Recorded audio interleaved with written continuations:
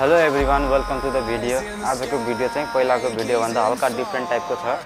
आज चाहिँ म आफ्नो एउटा रिङ लाइट चित्रको फोटो खिचेर तपाईहरुलाई स्न्यापसीड एप्लिकेसनमा एडिट गरेर देखाउने छु। कृपया लास्टसम्म हेरेर साथ दिनु होला।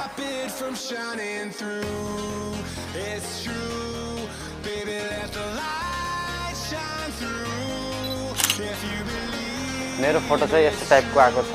अब यसलाई म स्न्यापसीड एप्लिकेसनमा इम्पोर्ट गरेर पेन्सिल वाला आइकनमा जान्छु।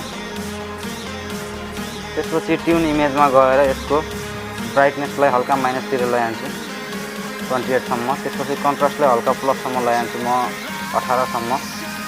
सिचुएसनलाई नि हल्का माइनस 16-17 सम्म लैजान्छु।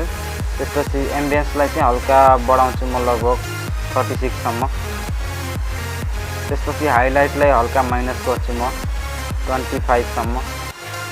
त्यसपछि स्याडोलाई पनि माइनसै गर्छु म लगभग 25 सम्म।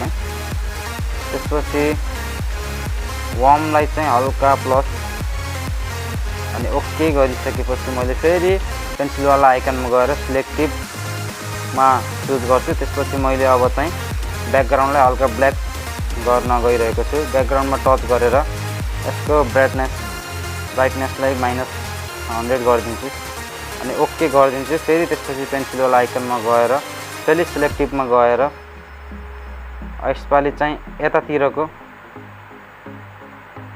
राइटतिरको ब्याकग्राउन्डलाई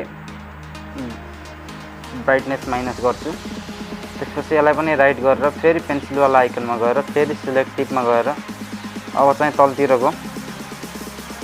तलतिरको ब्याकग्राउन्डमा टच गरेर यसको नि ब्राइटनेस माइनस गरिदिन्छु।